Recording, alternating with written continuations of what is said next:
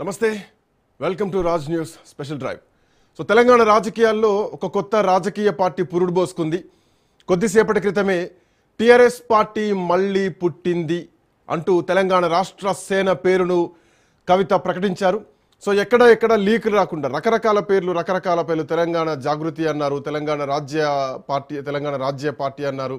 So దాంట్లో రకరకాల equations ఉంటాయన్నారు, చాలా పేర్లు వచ్చాయి. బట్ ఇప్పుడు మళ్ళీ తెలంగాణ రాష్ట్ర సేన అంటూ కూడా టీఆర్ఎస్ పార్టీని అనౌన్స్ చేసింది కవిత.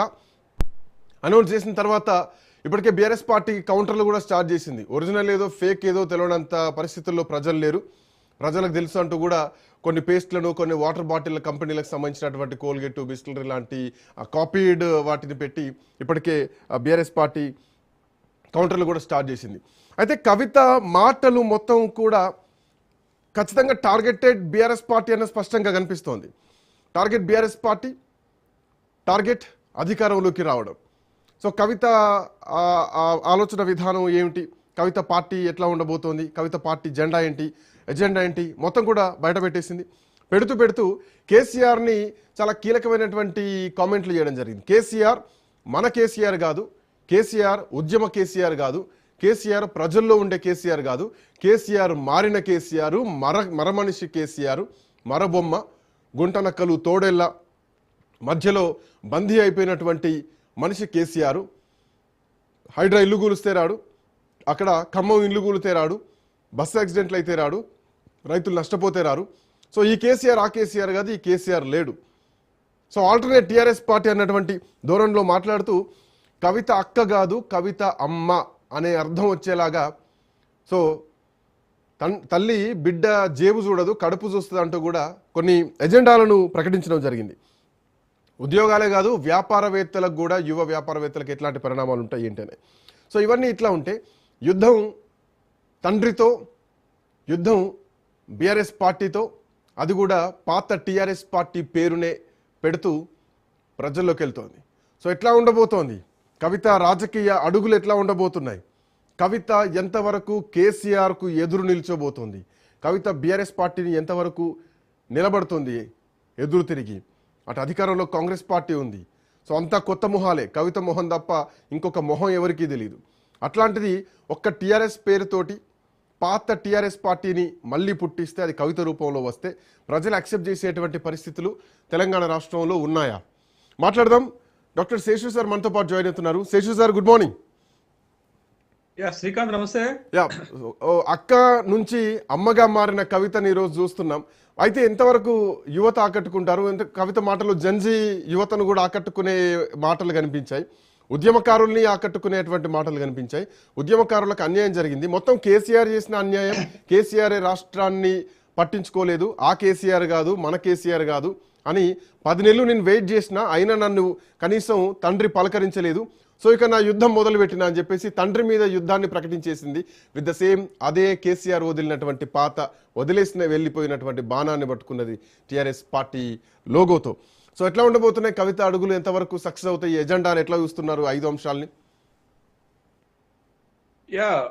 శ్రీకాంత్ నమస్తే. నమస్తే సార్.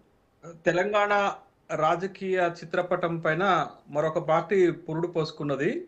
తెలంగాణ రాష్ట్ర సేన పేరుతోటి శ్రీమతి కల్వకుంట్ల కవిత కొత్త పార్టీని ప్రకటించారు. ఈ సందర్భంగా కొత్త పార్టీ ప్రకటించినటువంటి కవిత గారికి శుభాకాంక్షలు తెలియజేస్తున్నాను. రాష్ట్రం కోసం, రాష్ట్ర ప్రజల కోసం నిబద్ధతతోటి, అంకిత భావంతో, తెలంగాణ స్ఫూర్తితో పనిచేయాలని కోరుకుంటున్నాను.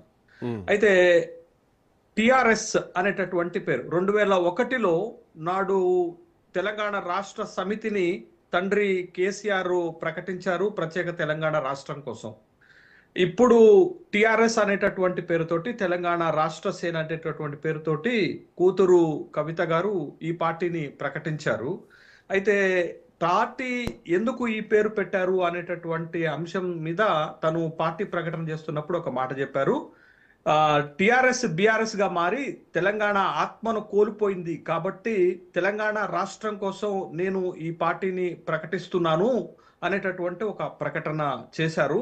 ఇది మొదటి ఎత్తుగా మనం చూడాల్సినటువంటి అంశం ఉంది దీంట్లో. అయితే ఒక విధంగా రాజకీయాల్లో ఏది దాగదు, కానీ పార్టీ పేరు ప్రకటించేదాకా అత్యంత గోప్యంగా పేరుని ఉంచటంలో కవిత సక్సెస్ అయ్యారు.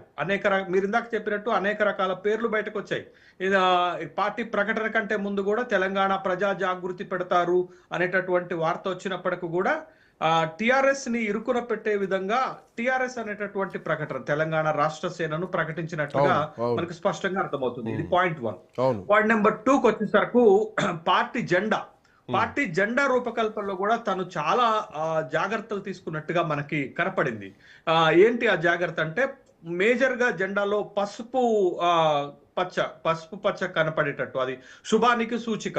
రెండోది బార్డర్ లో ఆకుపచ్చ రైతుల యొక్క ఆత్మాభిమానాన్ని నిలబెట్టడం, రైతుల కోసం పెట్టినట్టుగా మనకి కనపడింది. అంటే జెండా రూపకల్పనలో కూడా చాలా జాగ్రత్తలు తీసుకొని ఒక అట్రాక్టివ్ ఫ్లాగ్ ని తను షో చేసినట్టుగానే కనపడింది. ఇది రెండో అంశం. మూడో అంశంకి వచ్చేసరికి జెండా తర్వాత అజెండా. తనకి ఎంత బలం ఉందో వ్యక్తిగతంగా, తన రాజకీయ బలం ఎంతో తనకు తెలుసు కాబట్టి ప్రజల్లోకి పోవాలి అని అంటే ఒక బలమైనటువంటి అజెండాతో మాత్రమే పోగలుగుతాననేటటువంటి ఒక నిర్ణయం మేరకే పాంచజన్య అనేటటువంటి ఒక అజెండాను తీసుకున్నారు. ఎందుకు నేను ఈ మాట అంటున్నానంటే, తండ్రి 2001లో పార్టీ పెట్టేటప్పుడు దానికి ఒక బలమైనటువంటి అజెండా తెలంగాణ రాష్ట్ర సాధించటం. 1983లో ఎన్టీ రామారావు గారు పార్టీ పెడుతున్నప్పుడు దానికి ఒక బలమైనటువంటి అజెండా తెలుగువారి ఆత్మగౌరవం.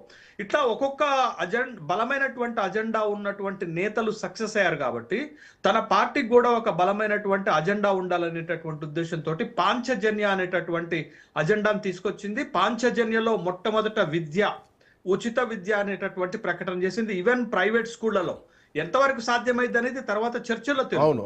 తర్వాత రెండోది ఆరోగ్యం, రోగం ఏదైనా, హాస్పిటల్ ఏదైనా ఉచిత ఆరోగ్యాన్ని ఇస్తామని చెప్పింది. మూడోది వ్యవసాయం, రైతుని రాజే చేస్తామనేటటువంటి ప్రకటనలకే పరిమితం కాదు, దాన్ని సాధ్యం చేసి చూపెడతామనేటటువంటి మూడో అజెండా.